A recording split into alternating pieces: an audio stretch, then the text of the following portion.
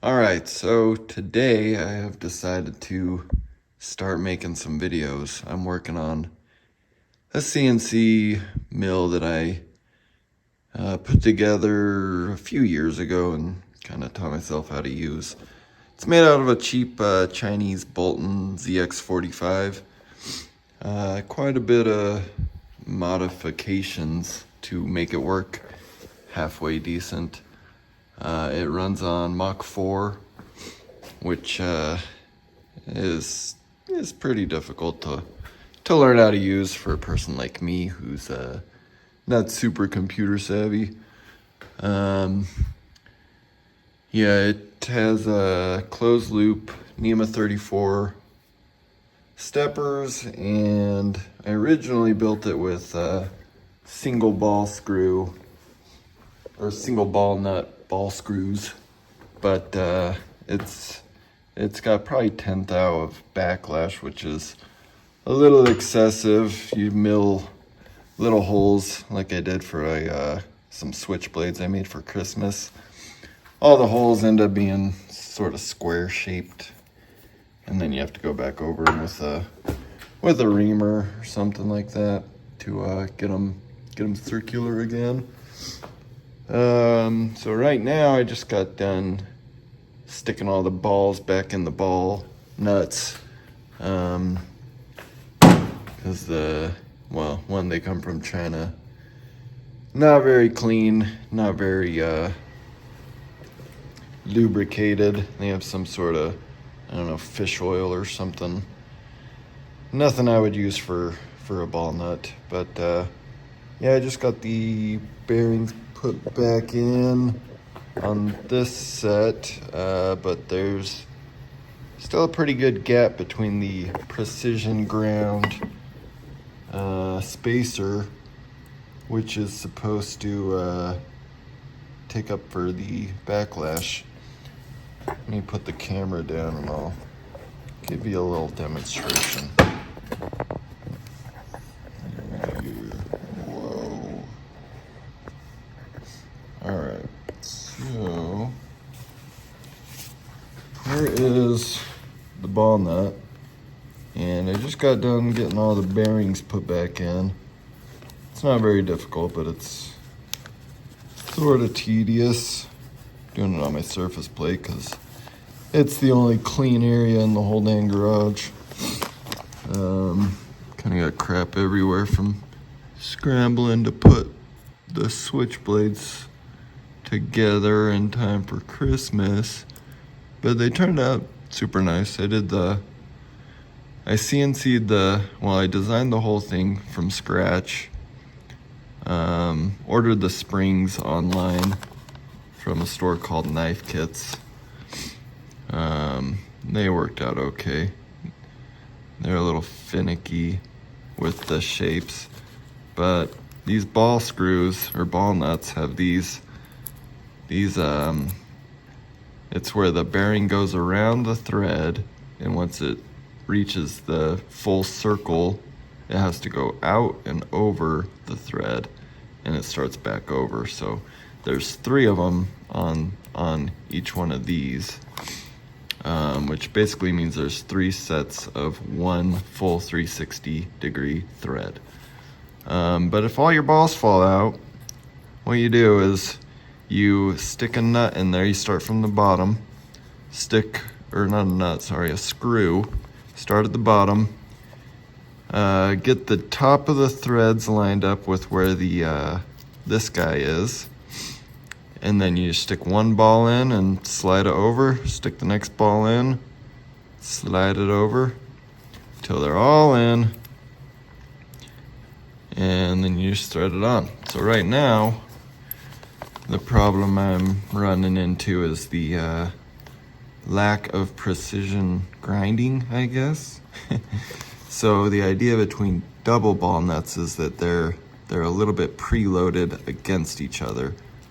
So the way they are right now, there's a piece of steel that goes in these grooves right here, and it keeps them from being able to twist. It kind of links them together. But the The spacer here in the middle, that's just basically a washer, is a little too thin.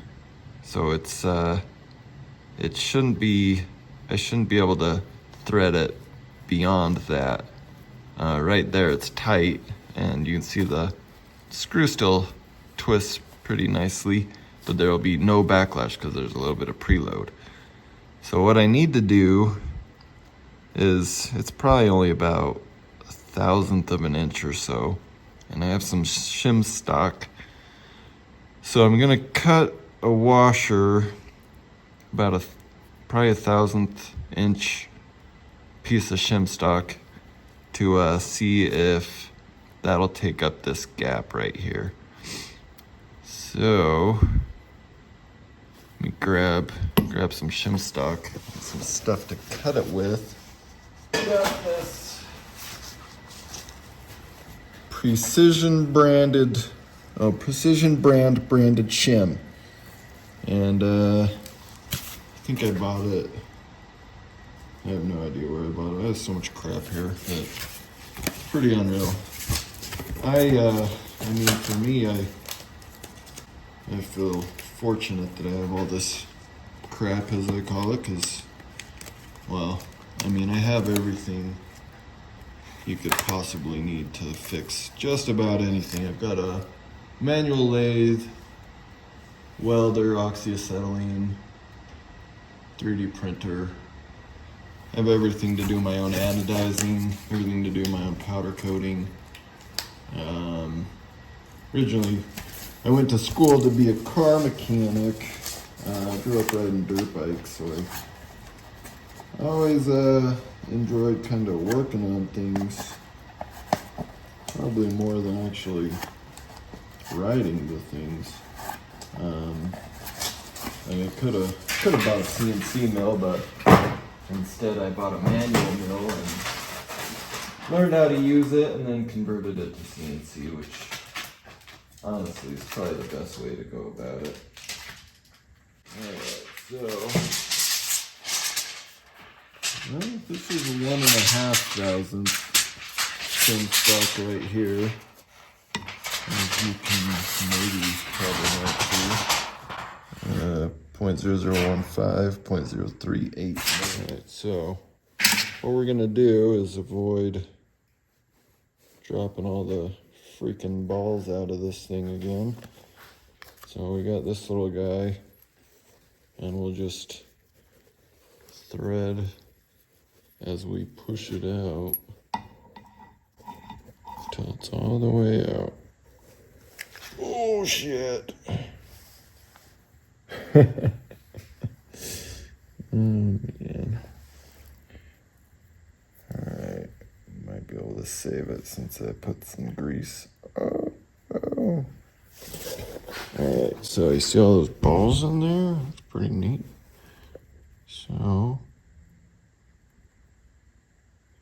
normally, if this happens, there's a good chance we'll have to start all over sticking all these balls in again.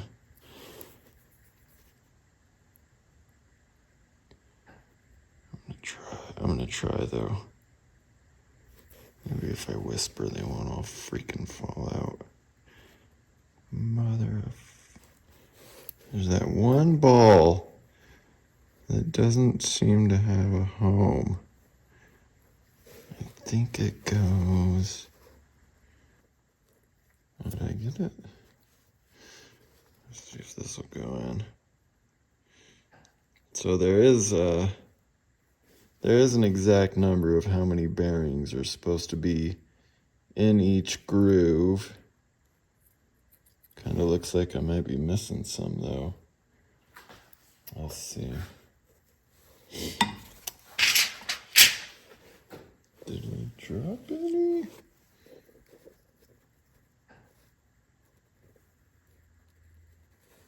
Yeah, I'm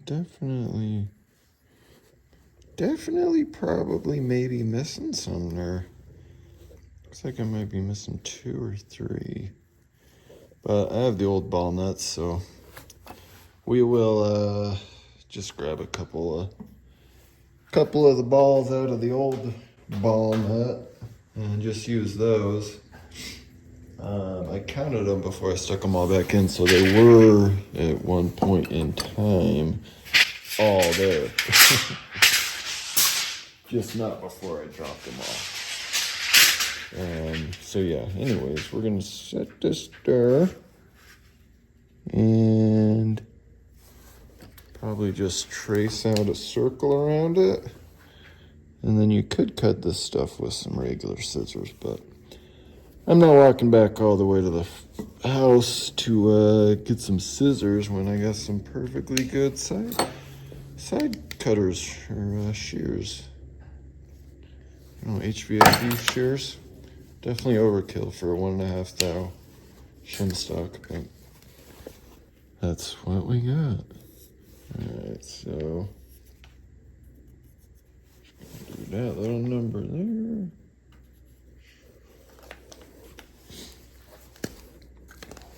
See how that looks. Oh, yeah, this thing it's a little too wobbly. Yeah. The original ones I had stayed nice and tight in there. Didn't have to worry about it just falling out under gravity.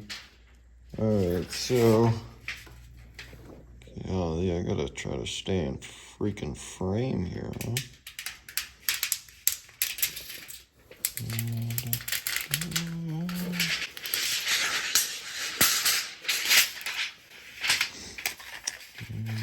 Let's just cut us out a square.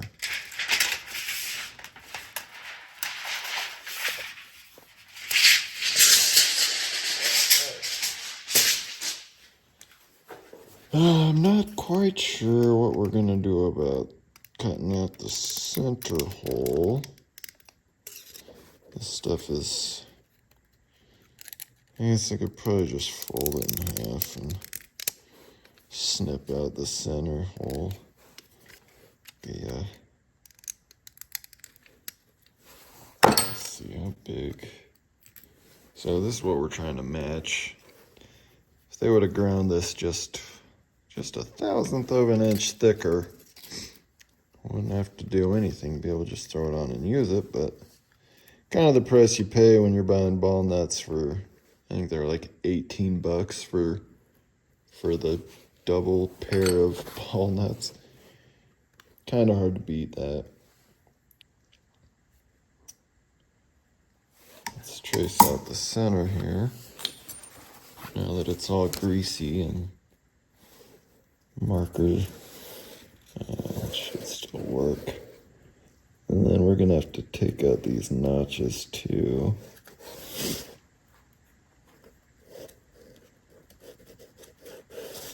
Maybe. Yeah. Sort of, kind of worked. So I think what I'm gonna do is I'll just fold her in half there.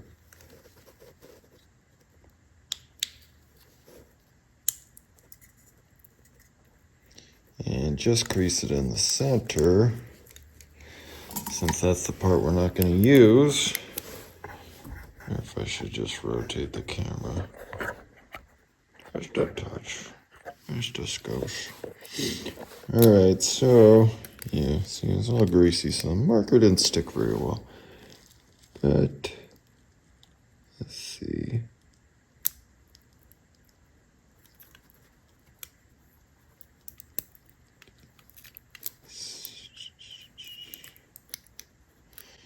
So the only thing precision about this spacer is the thickness. Doesn't really matter if it's not perfectly round or any of that, because it's just going to be pinched in between the two nuts.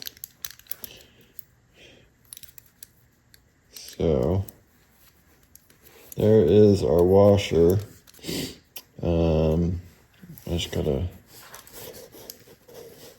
see if we can get some of the grease off here. And we'll stick it right back there in the middle. And remark. Let's see here.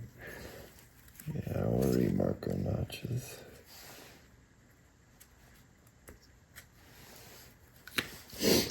See how that. Oof. Doesn't look very good either, but what do you do? Snip. Snip. And maybe fold it back on itself.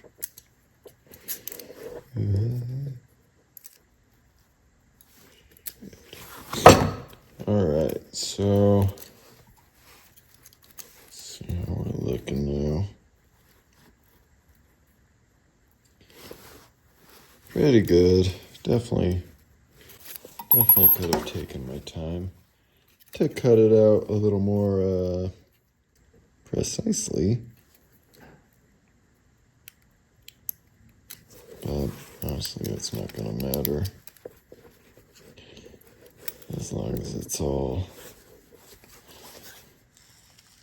the same precision as the brand of the shim stock implies. No, I came up with the name. We make precision shim stock. It should be called Precision Brand. Funny. Yeah, that ought to work. Let's see.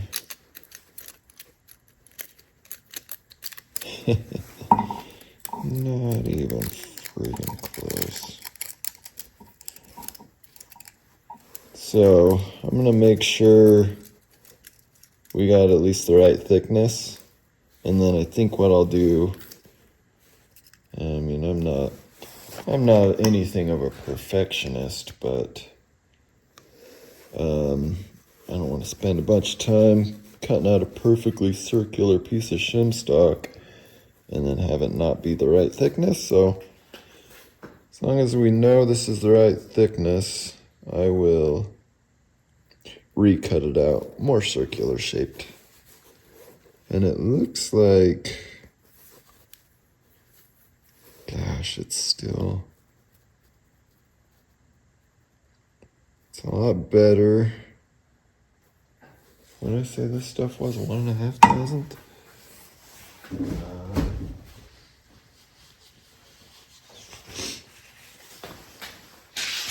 Let's see, 1,500. I bet 2,000 would have been a little bit better. So I think what I'll do is retrace it out with 2,000 shim stock. I still don't think I'm gonna muster up the energy to walk all the way back to the house to get regular scissors, but I might look around in here, see if we got any scissors floating around.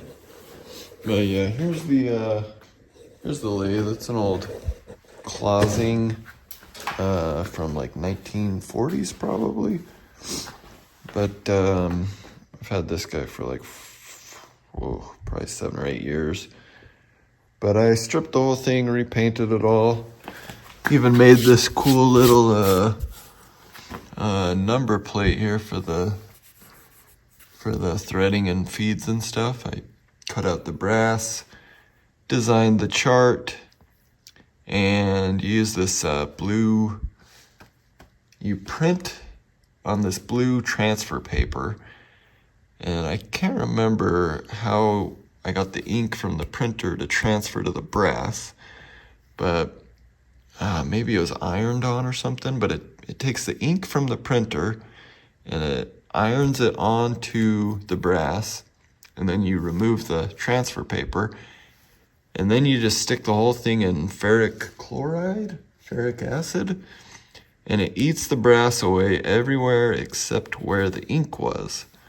And then I went and painted it and then just sanded the paint off, but it's got a good depth that the acid eroded around the letters and stuff. What else did I do? I put a DRO on this guy. So it's, man, these things are so much easier to use with a DRO. It's the only way to go. And it's got a little Harbor Freight motor in there. This is obviously not the original table base deal. I don't know, I bought it from some kid who thought he was going to get into machining, kind of like I did a long time ago. But yeah, I use it a lot, especially when you're working on like dirt bikes and cars and all the other fun stuff for everybody, you know. A little bit of, I don't know, I guess the main reason for the CNC was just to make, once I got into it, it's a lot of time to make just a simple part. And when you have access to like Fusion 360 for free, and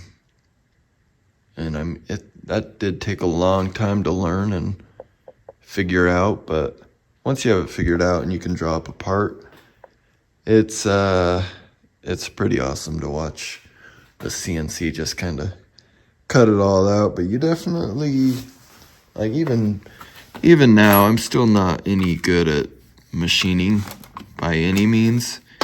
I went through all these tools making 2 knives. All these are broken.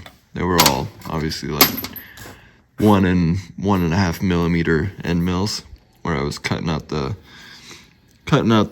rings where the coil spring sat in. Just the slightest wrong move and those things snap. I did do a little bit of scraping on the ways on my own. I kind of had a phase for a minute where I thought that was cool. You can see it's kind of already starting to wear through a little bit.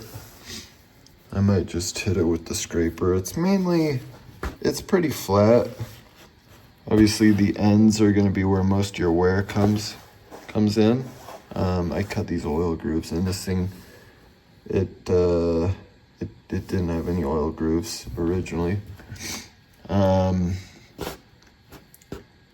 But yeah, the main idea behind the scraping is just to make sure it's perfectly, you have a level, not a perfectly flat like a ground surface, but a perfectly level area with little tiny impressions for oil to sit in.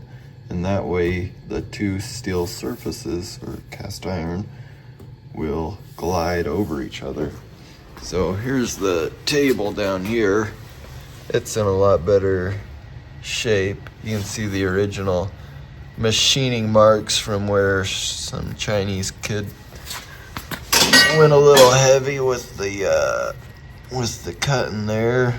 It's more like, gosh, it's almost more like they used a grinder and just, because they're like more like scratches.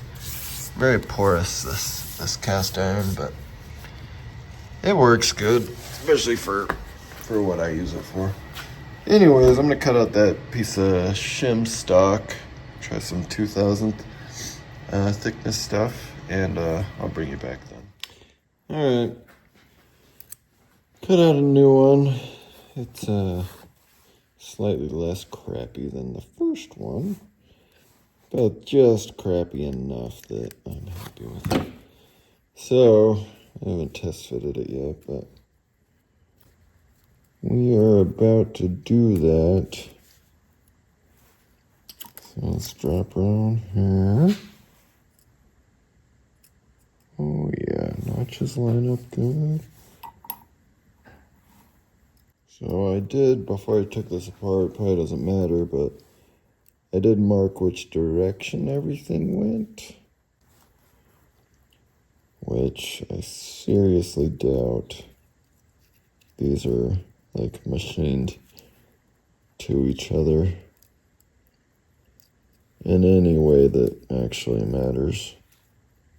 Like precision bearings are often specifically machined together for optimum precision ability. Oh yeah, that's perfect. Like that. So it's a little snug, but the screw still spins just perfect. I could crank it down, and then I have a gap in there. Oh man.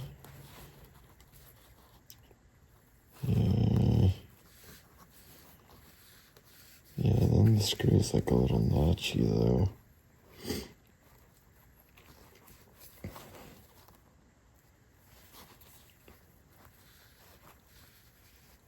Which is maybe what I want though. I don't know.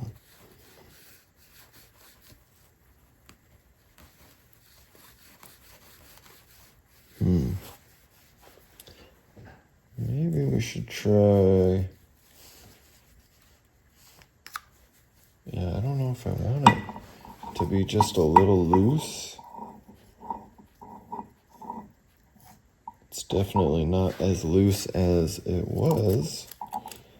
Let's see what it does when we add in the 1.5 thou shim on top of it.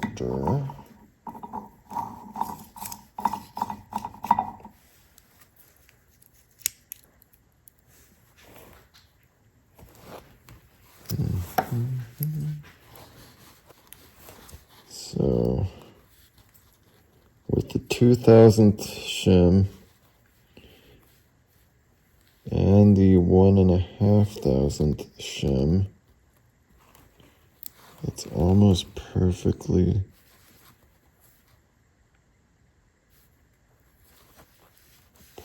lined up.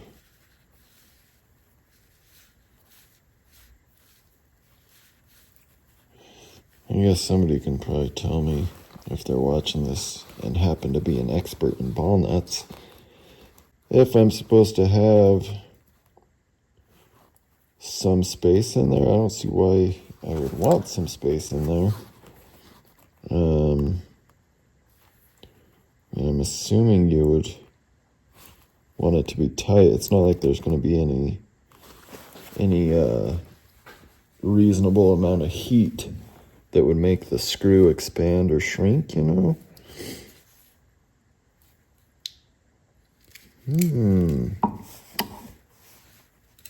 Yes, I think what I'll do is try seeing if I even have 3.5 thousandth shim stock. I don't know if I do. If I do, I'll cut a single washer out of that stuff and see how that fits together. So, yep, see you in another minute.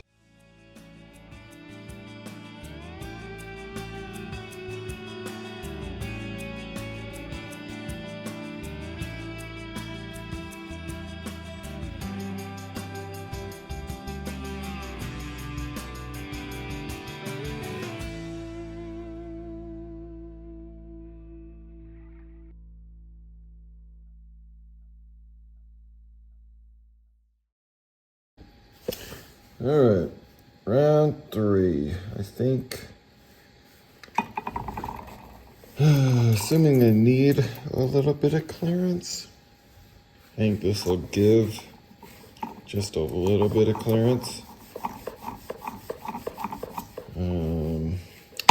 How about that? Make sure you put the spacer in before you thread it on.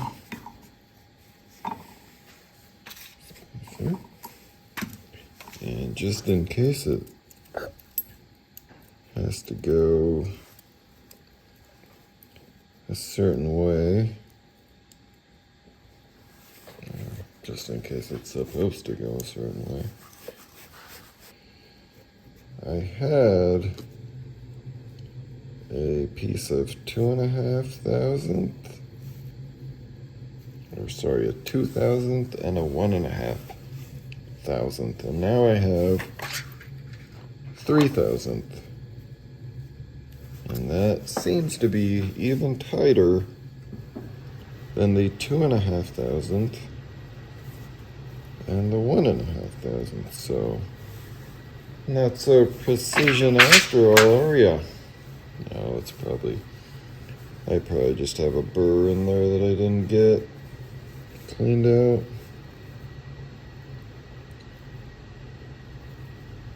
Let's see where we're at here. I mean, that's pretty much dead nuts perfect right there. I don't think I'm gonna mess with it any more than that. If for some weird reason I have an unreasonable amount of backlash, I'll consider doing something about it. But I guess while we're here, and I'm pretty sure I'm missing a couple balls. I think they were in the top row. So this is the crossover. So the balls go over and they wrap all the way around and they come down to there. And then they come back over and they complete their cycle. But like this section of balls is always on the top. Then there's a middle section and a bottom section. And I think we lost a couple balls in the top section. So let me get my ball installation tool here. A cheap little screwdriver. And let's see. Y'all probably cannot see any of this, but there's the balls. And it does not appear I'm missing any. So, must have been the other side that we lost them. And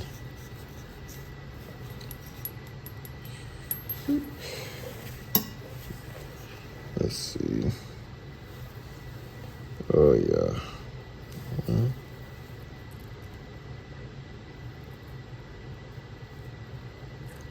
Yeah, we're missing like 4 in there. Don't be falling out everywhere. Woo! We lost one. So I think what I'm gonna do is try to find where that one fell out of.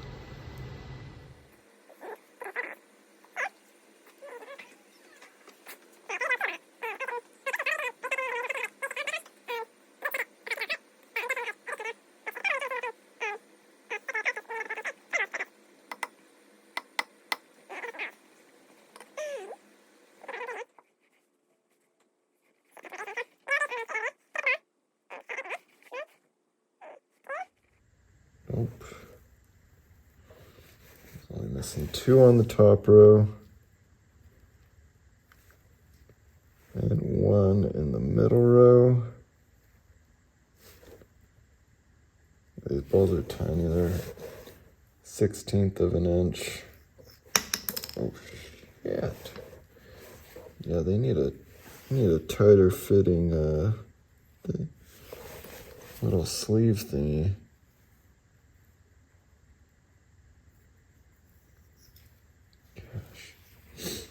Alright, got them in there. So now you just thread her on in there. And we will line up our markings. That goes right there.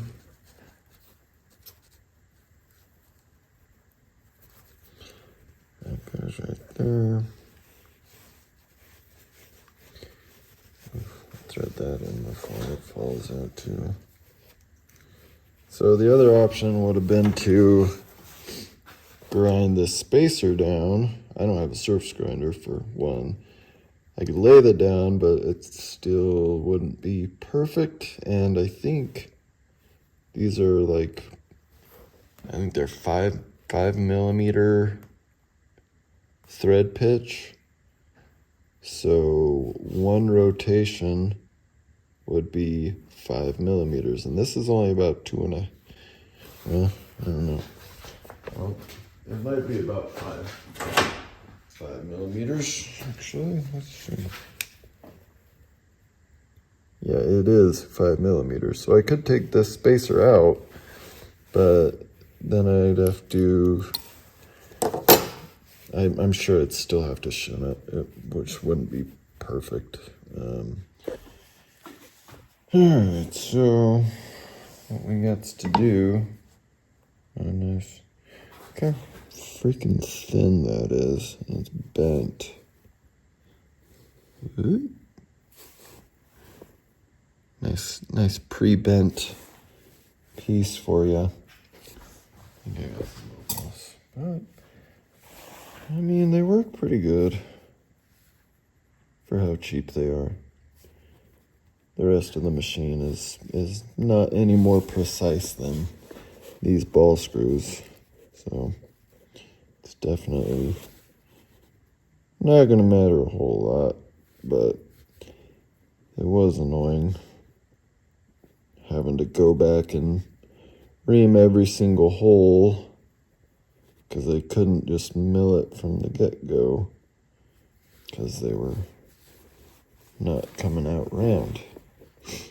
Most things it didn't matter. Anything that didn't have a tolerance of more than, I don't know, 10,000th of an inch, which honestly is most things. Most things don't need to be that precise. But just those switchblades and gun parts, do a lot of gun parts. Those need to be sort of precise. And this is a tight fit. And I kind of want,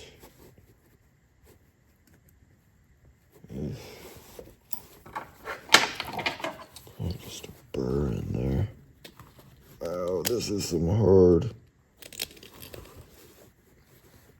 That is some hard stuff there.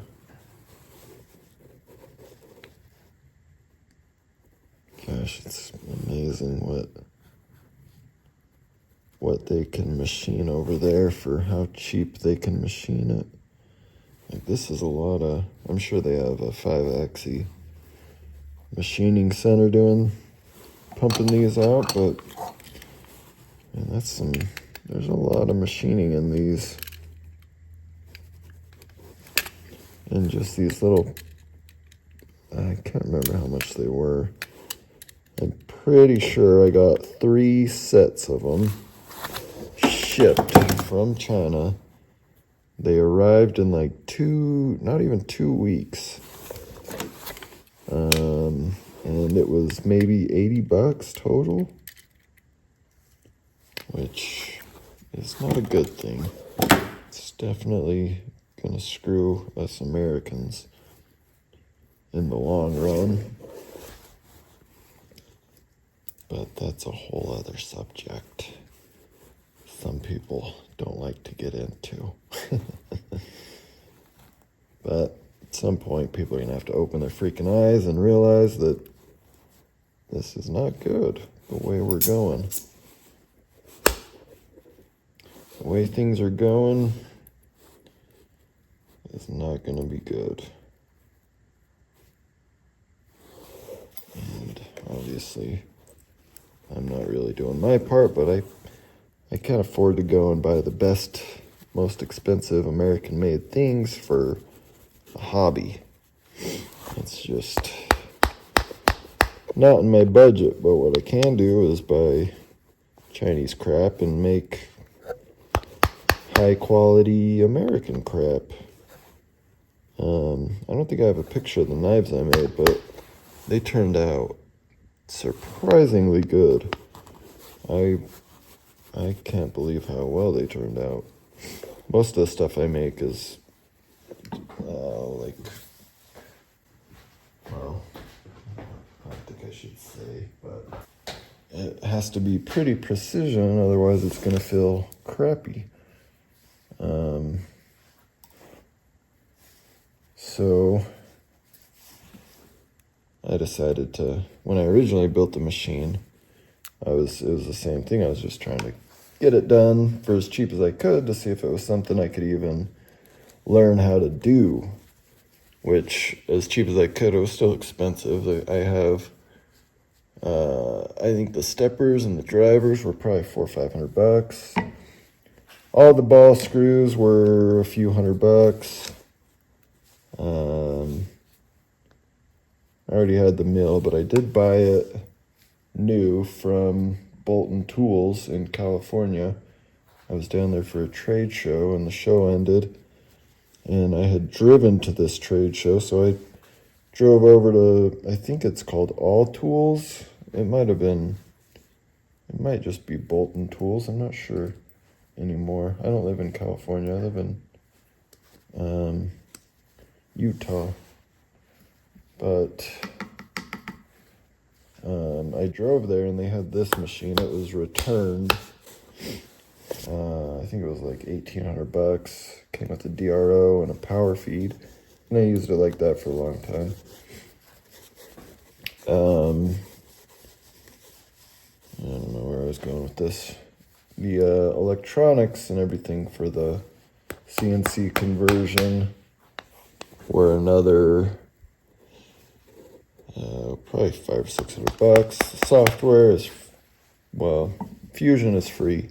Mach 4, I don't remember how much Mach 4 was, a couple $100 probably. But I use it all the time. Like my lawnmower, the little spigot that comes out of the fuel tank broke off, and like, when something like that breaks, you buy a new fuel tank. But I ended up just machining a little nipple, drilling out the hole in the bottom of the fuel tank, sticking it in, threading the nipple, and putting a gasket and a nut, and it was all homemade. It only took me maybe, I don't know, 45 minutes, and I finished mowing the lawn. So, I mean, it practically paid for itself. If my wife asks, it pays for itself. But no, it definitely doesn't pay for itself, but it gives me something to do. My job right now is, kind of painful for me. It's not something I like to do. But the pay is good, and I have a family that needs money. So I do that job, and I have a hobby where I can do something that's got some self-gratification and enjoyment. And that's very important in life. Otherwise, I mean, obviously your kids are important, but so is having something you can do for yourself. All right, one ball screw done. That's basically the gist of it. I think my wife just came in a few minutes ago. She's going kind of crazy up here with our kids, and their friends are over, so they're driving her wild. Let's see how it threads onto the machine over here, and then I'm gonna wrap it up. And then I don't know, depending on when I upload the video,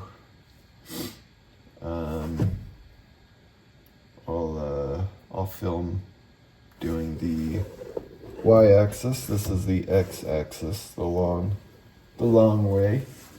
Then the y-axis would go this way, and then the z-axis would be the actual head going up and down. And all three of those have single ball nuts, and I think it's a pretty big problem for all three of them that they have a lot of backlash, because for the table it cuts square shaped circles. I say square shaped, they're circles, but they're not very circular.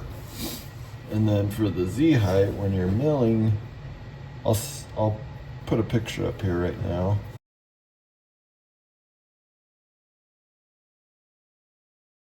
And you'll see the steps as it milled. So on one side, I milled it starting at the bottom. So each step it went up a notch, and it wasn't a problem because the backlash was taken out.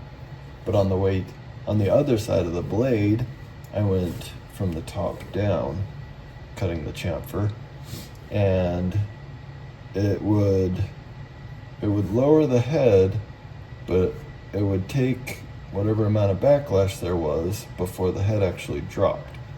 So it would cut, instead of cutting an angle downward, it would cut steps downward, and that just doesn't work. All right, let's see. I don't know if this is gonna be thick enough to hold all the balls. Hopefully the balls don't all come spilling out as I screw it on. I guess we'll find out.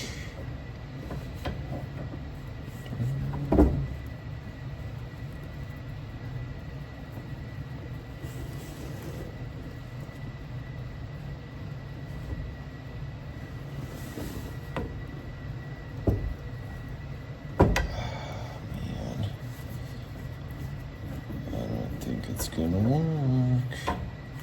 Yeah, we're losing balls.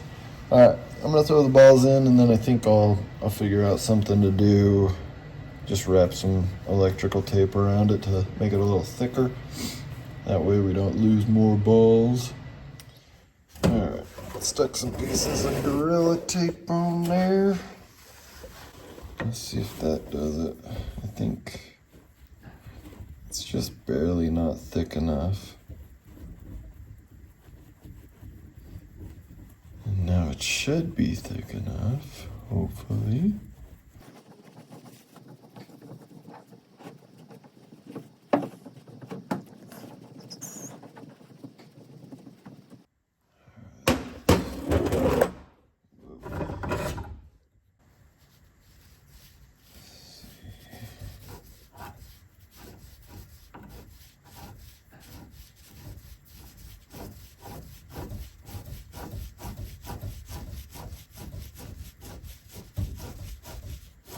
So if the balls do fall out while you're doing this, you'll probably fill them.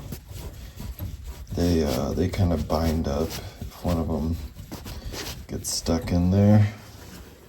And so far it feels like it's going pretty smooth. There's definitely way less movement. With that single ball nut, you could feel side to side movement. I don't feel any of this, so we got that going for us.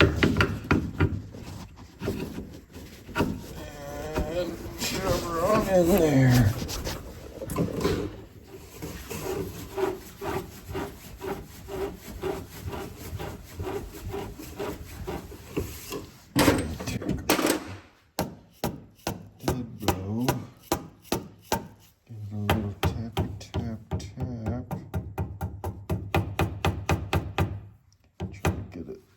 Try to get it as straight as we can. Let's see.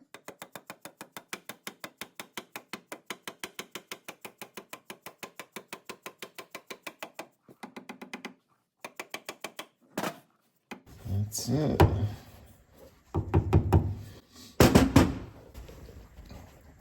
That's good. It's a good fit. So, yeah, that ought to work.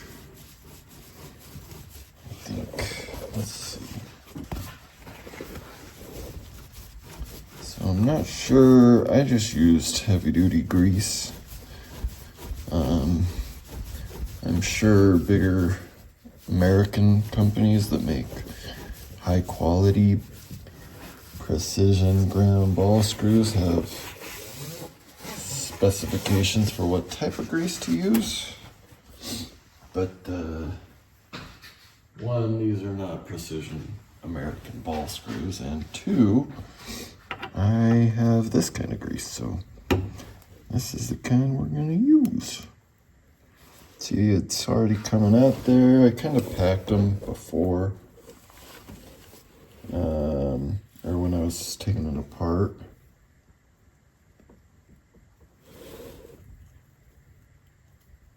Ideally, the grease would be coming out both ends of the ball screw, but they're only coming out on the one end. Probably good enough. I think what I'll do is I'll thread in this one.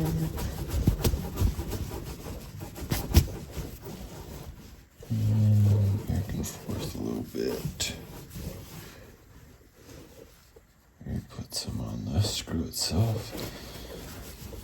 This stays pretty well guarded from chips and stuff, so I don't really have to worry too much about chips getting stuck on the grease under here. This is underneath the table.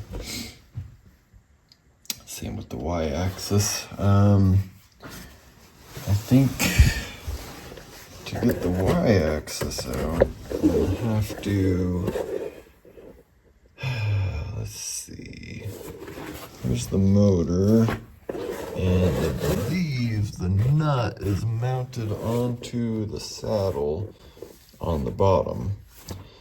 So I'll probably have to pull the motor off. And my motor mount, which is this big chunk of steel here, I originally, because I kept the hand wheel over here, I was gonna do a hand wheel right here and mount the motor further out and put a timing gear on a hand wheel so I could still use it manually. I mean, it would be nice in some cases, but for the most part, I just fire everything up and manually mill with just using the keyboard. You just use the fingers here, and you can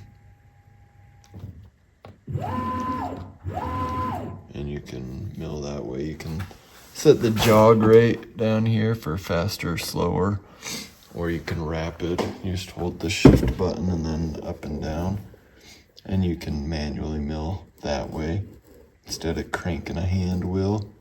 And in some cases it would be easier to just crank a hand mill. Like if I just need to drill a couple holes, I have to turn everything on, turn on the open up Mach 4, and I'm using like a 20-year-old desktop in here that is not fast, but like I was saying, it's what was cheap and available at the time, and I'm not gonna spend a bunch of money because I don't use this all that often. But yeah, I think that's pretty much it for this video. My little quill DRO here. Yeah, that should about do it. I'll see y'all in the next video if this is something you like watching. Yeah. Peace.